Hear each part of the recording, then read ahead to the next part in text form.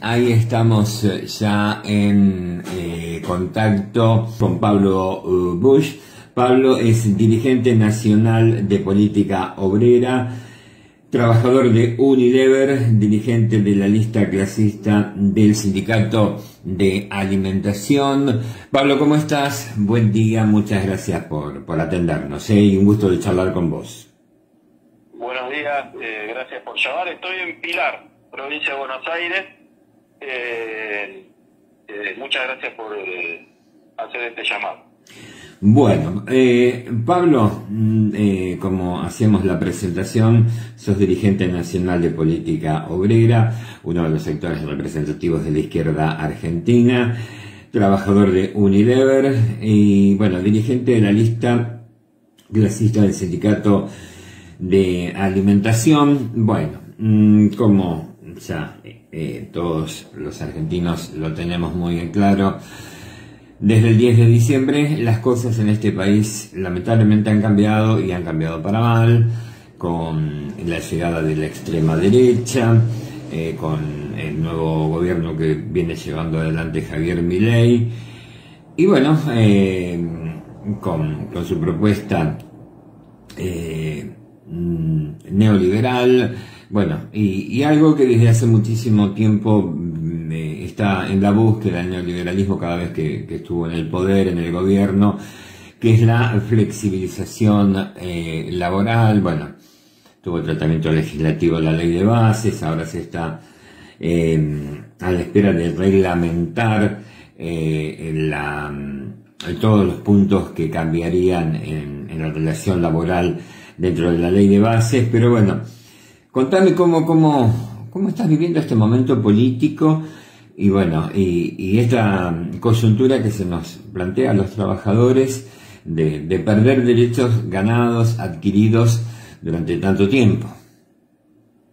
Bueno, lo primero que es lo destacable, o lo que más llama la atención, es que el gobierno de Milei ha desarrollado una agenda que nosotros denominamos una contrarrevolución laboral, una agenda regresiva contra los jubilados, contra los trabajadores en blanco, contra los trabajadores en negro, queriendo precarizar todavía más el trabajo. Pero toda esta agenda que desarrolla Milei, que tarifazo, bueno, es innumerable, cierre y privatizaciones de empresas estatales, de financiamiento de la universidad, toda esta agenda la está llevando adelante un gobierno en minoría. Es decir, que no tiene los recursos políticos para llevar adelante esta agenda. Y esta agenda pasa, es decir, avanza, se desarrolla, se desenvuelve simplemente por dos cosas. Una es un nivel de colaboracionismo de las fuerzas opositoras con esta agenda de gobierno. Es decir, en el Congreso, Milei tiene 7 senadores y el Frente de Todos tiene 35. Y sin embargo ganó Milei, la ley base se la aprobaron en el Senado. Con lo cual, nosotros destacamos mucho el colaboracionismo de las fuerzas que gobernaron, del Frente de Todos, del peronismo de las provincias, de la CGT y, bueno, por supuesto, del radicalismo y del PRO, que tienden a posar como una oposición, pero acompañan en pos de la gobernabilidad y de darle una ley al gobierno, darle las herramientas, acompañan esta agenda contra los trabajadores. Por otro lado, esta agenda pasa porque todavía no entró en acción la fuerza de la clase obrera para defenderse. Los trabajadores asisten a este proceso político con una enorme confusión, porque el gobierno de Milei ha ganado los votos a partir de el fuerte repudio a la burocracia sindical, a los negociados de los intendentes y demás. Bueno, le han dado los votos a una propuesta, como vos dijiste, ultraderechista, neoliberal y demás, y ahora hay que sacar la conclusión de que esta propuesta es una propuesta que avanza en medidas contra los trabajadores todos los días y que cuenta para avanzar con eso con los recursos políticos del Estado, pero también con la colaboración de la oposición. Ese es el escenario político que nosotros vemos y advertimos. Lo de Milei tiene un rasgo muy fuerte de aventurerismo, porque él va, avanza, sin haber reunido los recursos políticos para lo que quiere. Por ejemplo, el viernes se publicó en el boletín oficial, no sé si lo pudieron ver, una resolución del Ministerio de Seguridad que conforma una fuerza coordinada de seguridad para reprimir y disuadir conflictos en enclaves productivos. Es lisa y llanamente una militarización de la clase obrera, de los lugares de trabajo, de Vaca Muerta, de los parques industriales, del cordón de San Lorenzo. Es decir, algo que solamente había hecho en su momento la dictadura militar de 1976.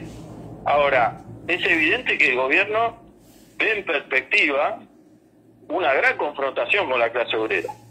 Y sin embargo, los aparatos, los partidos, las organizaciones de la clase obrera esquivan esta confrontación, y eso es lo que le permite todavía al gobierno avanzar día a día en contra de los trabajadores. El radicalismo, nosotros llamamos la atención, creo que a ustedes les habrá llegado seguramente el artículo que saqué yo y que, bueno, después hicimos un comunicado. El radicalismo le está proponiendo al gobierno una ley para derogar la jornada de 8 horas de trabajo. Uh-huh. El proyecto Tetaz. Es decir, ¿cómo? El proyecto de Martín Tetaz. Exactamente, un proyecto que es interesante porque cuando lo estudiamos estaba presentado como el Día Osvaldo, el proyecto del Día Osvaldo, es decir, extender el fin de semana, 3 días de descanso, una modernización, una reducción de la jornada de trabajo, todo se hablaba en línea con lo que se hace en Finlandia, con Suecia. Y cuando lees el proyecto es derogar el artículo 1 y 2 de la ley 11.544, que es la que dice que no se puede trabajar más de 8 horas por día. Es todo el verso que se montó alrededor. En realidad él quiere ir más a fondo que Milei, porque Milei todavía no habló de una extensión de jornada. Habla del banco de horas y demás, pero todavía no está establecido. Y el radicalismo dice, no, yo voy más allá, te lo propongo como en un proyecto de ley. Ahora, fíjese hasta qué punto la colaboración, que el miércoles han reprimido a los jubilados. Los jubilados están ganando una jubilación mínima que perdió contra la inflación desde enero hasta aquí. Y sin contar lo de diciembre, que perdieron como en la guerra con la inflación, que fue del 25%. Entonces el gobierno miente con las jubilaciones y los jubilados están ganando una miseria de alrededor de 304.000 pesos, con el bono incluido este mes. Cualquier trabajador sabe que con 300.000 pesos no vive nadie. Ahora, hoy lo que estaba leyendo yo recién en las noticias es que la CGT ya anunció y dejó en claro que no va a marchar con los jubilados el miércoles. Bueno, es una gran oportunidad, porque ¿quién se siente apoyado por la CGT? Nadie quiere la presencia de los mafiosos, sindicalistas de toda la vida, atornillados a sus cargos. Es una gran oportunidad para que el pueblo argentino salga a la calle, se movilice con los jubilados, defienda a los jubilados, que son los que hoy están enfrentando esta avanzada de Milei, con sus límites y todo, pero que fueron reprimidos el miércoles pasado y el otro miércoles y están en el centro de la escena política. Por eso yo aprovecho este medio para convocar a todos los trabajadores, a todos los vecinos, a todo el pueblo a apoyar la causa de los jubilados, movilizarse, en donde no hay movilizaciones, salir a las plazas, defender la causa de los jubilados, porque si bien el proyecto de ley que Milei vetó es un proyecto de ley miserable que representa muy poco dinero para los jubilados, representa algo por lo menos, es un aumento, y nosotros tenemos que derrotar el veto de Milei, y una primera derrota del gobierno abriría paso a otras derrotas, por ejemplo la de la reforma laboral, de la jornada de 8 horas, es decir, el centro de la escena pasa por esta movilización del miércoles. Te hago una consulta, y porque bueno, en las últimas votaciones hay algunos legisladores de la izquierda que se abstuvieron. ¿Qué actitud tendrían? ¿Vos manejás algún tipo de información? Por ejemplo, ahora cuando tenga el tratamiento el tema de la actualización jubilatoria o el financiamiento de las universidades. Sí. ¿Qué pensás, qué actitud tendrían estos legisladores que se abstuvieron y bueno, de esa manera también por ahí están brindando, no en forma directa, pero bueno, están como avalando este proyecto tan espantoso de que los jubilados cada vez sigan atravesando la miseria y las necesidades y las carencias que están atravesando, y en el caso también del financiamiento de las universidades? Bueno, a ver, en ambos casos las leyes son una trampa. Cuando Milei presentó el DNU en diciembre, el DNU 70 de 2023, el radicalismo presentó todo el mismo DNU que presentó Milei, que sacó Milei, lo presentó como proyecto de ley. ¿Qué es lo que está planteando el radicalismo? Es decir, bueno, una agenda de negociación. Es decir, la agenda de contrarrevolución laboral, la reforma laboral, la jornada de 8 horas, estamos todos de acuerdo, pero tenés que venir a negociar con nosotros. En el caso de la ley de financiamiento universitario, en primer lugar, es una declaración, no es una ley. Porque dice, el primer artículo dice, encomiéndase al gobierno de Javier Milei a aumentarle los salarios a los docentes universitarios. Es decir, que no tiene fuerza de, digamos, no obliga al gobierno, sino que lo encomienda nomás. Con lo cual, nosotros advertimos que hay una fuerte maniobra del Congreso, de las fuerzas que posan de opositoras en el Congreso, para llevar el conflicto universitario al plano de la discusión del Congreso y no de la huelga de los docentes universitarios, que están hoy de nuevo de paro, estuvieron la semana pasada y estarán las próximas semanas. Quieren sustraer de la discusión a los docentes. Con lo cual, nosotros desde Política Obrera no habríamos acompañado el proyecto no habríamos votado en contra tampoco, con lo cual nos deberíamos haber abstenido. Ahora, sé perfectamente que los diputados del PITU votaron a favor de esta maniobra y nosotros lo hemos denunciado, porque en realidad lo que buscan los radicales, el PRO y todas las fuerzas que componen el Congreso es obligar a Milei a un cierto marco de negociación y a ir a una agenda antiobrera, pero en forma consensuada.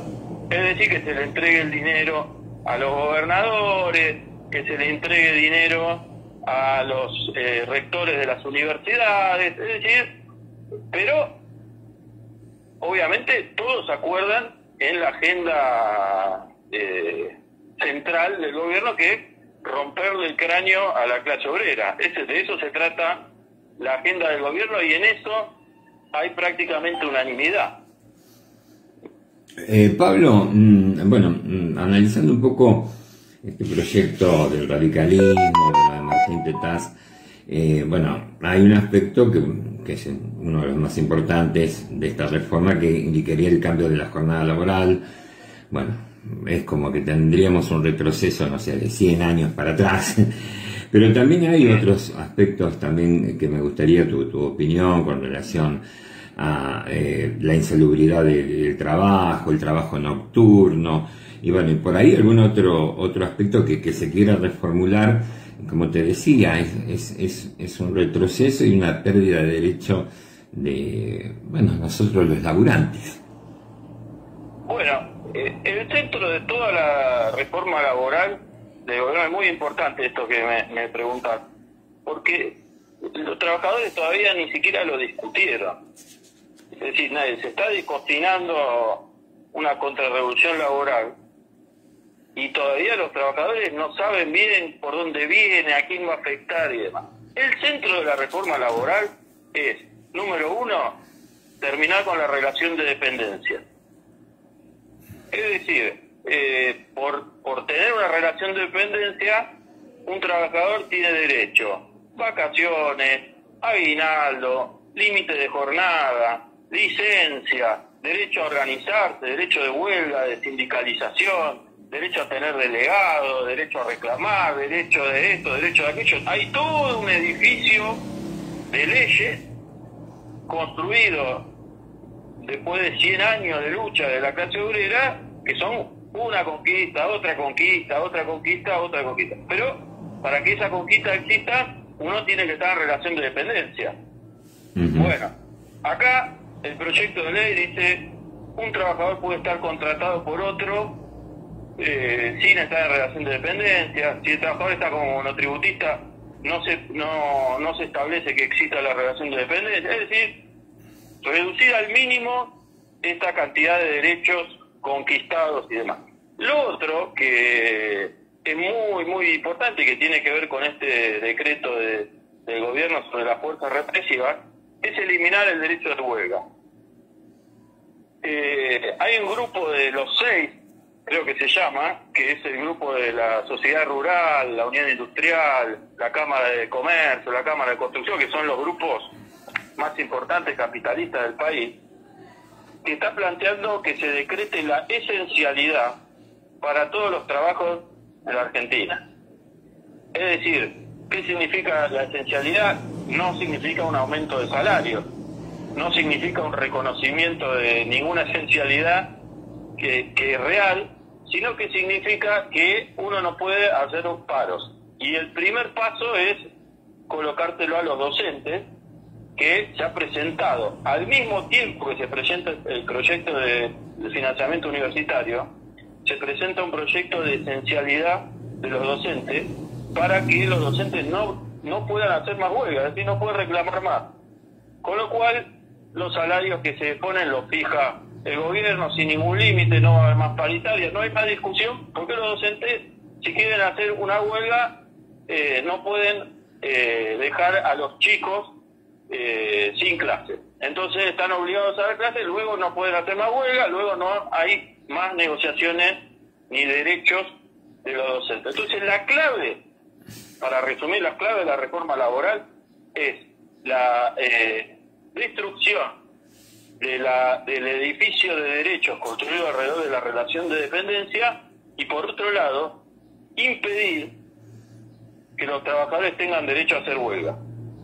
Nuestro pronóstico es que este gobierno va a fracasar en su cometido y que se va a chocar con una clase obrera que hoy parece adormecida, pero que con el tiempo va a desarrollar la respuesta a la altura del ataque que se le está presentando. Pablo, ¿cómo ves desde tu óptica, desde tu opinión, desde la posición política que tienen ustedes de política obrera con relación al tema de esto que se plantea la reforma laboral? Hay que entender que, tenemos la era del conocimiento, los tiempos del trabajo han cambiado, son diferentes, las modalidades de trabajo. ¿Cómo se pueden implementar o la adaptación o readaptación a este mundo moderno del trabajo, hoy por hoy, lamentablemente automatizado, pero es una realidad que existe, sin que se perjudique al movimiento obrero, sin que se perjudiquen a las compañeras y los compañeros trabajadores? Bueno, mire, se está metiendo con el tema que más me apasiona. Bueno, me alegro entonces. Contame. Yo trabajo en una fábrica que cuando yo entré en la misma máquina que yo trabajo hoy, trabajábamos 10 personas por turno. Y gracias a la automatización, hoy trabajamos 2. Es decir, y con mayores niveles de productividad. Es decir, como hay robots y no hay manos y brazos, se puede subir la velocidad y se puede producir más que antes. Esto genera, en realidad, socialmente, un avance fenomenal. Nosotros podríamos proveerle de alimentos desde nuestra fábrica a medio mundo si ponemos a marchar las máquinas a todo vapor. El problema es que para que sea socialmente un beneficio, el avance tecnológico, hay que priorizar los intereses de la clase obrera y no el lucro capitalista. Es decir, con los avances tecnológicos a los que ha llegado la humanidad hoy, prácticamente deberíamos estar trabajando jornadas de 6 horas o incluso menos. Trabajando menos, viviendo más, desarrollándonos culturalmente, desarrollándonos socialmente, deportivamente, artísticamente. Y hoy tenemos por contrapartida que trabajan, las personas que trabajan, que tienen empleo, trabajan muchas más horas que antes. Y hay un montón de gente que no tiene empleo o que tiene trabajo basura o trabajo, digamos, precario, no en relación de dependencia. Desde nuestro punto de vista, hay una forma muy simple de conciliar este progreso tecnológico con los intereses sociales y de los trabajadores. Tienen que reducir la jornada laboral. Se reduce a 6 horas, la gente que no tiene trabajo entra a trabajar. Obviamente que pierde el capitalista, porque va a tener que pagar más salario y obviamente no vamos a aceptar ninguna reducción salarial. Pero es un tema vital, porque inclusive te doy otra primicia. Sí. Salió un informe de la Bolsa de Comercio de Rosario. Entonces usted dirá, bueno, pero ¿por qué la izquierda lee qué dice la Bolsa de Comercio de Rosario, no? Pero para que usted vea que no lo decimos de política obrera nomás. Argentina está en el punto más bajo de consumo de carne vacuna desde que se mide en 1914. Es decir, la Bolsa de Comercio de Rosario todos los años mide mes a mes cuánto se consume de carne vacuna. Pasó la Primera Guerra Mundial, la Segunda Guerra Mundial, el 2001, la pandemia, pasó de todo. Las dictaduras. Sin embargo, el peor año de la historia del consumo es este año. El consumo de carne vacuna en un país hecho de vaca, ¿no? En eso coincidimos. Ahora, cuando uno escucha a la gente del campo, dice, no, pero ¿a quién le vamos a vender carne si los salarios están por el suelo? Bueno, se impone socialmente, es necesario para el funcionamiento de esta sociedad una reducción de la jornada y un aumento general de salario, y de jubilaciones, por supuesto. Es socialmente necesario. Acá el capitalismo está destruyendo a la sociedad capitalista, porque todas las medidas que está tomando el gobierno apuntan a subir el precio de los títulos de deuda del país, y para eso está metiendo al país en una recesión irreversible, en una recesión muy profunda, con pérdida de puestos de trabajo, con pérdida de consumo, con pérdida de venta. Y acá lo que se necesita es que se ponga primero los intereses de los trabajadores. Reducción de la jornada, aumento general de salario, aumento general de jubilaciones, y este país lo sacamos adelante los trabajadores. Pablo, yo te agradezco, realmente ha sido un gusto charlar con vos.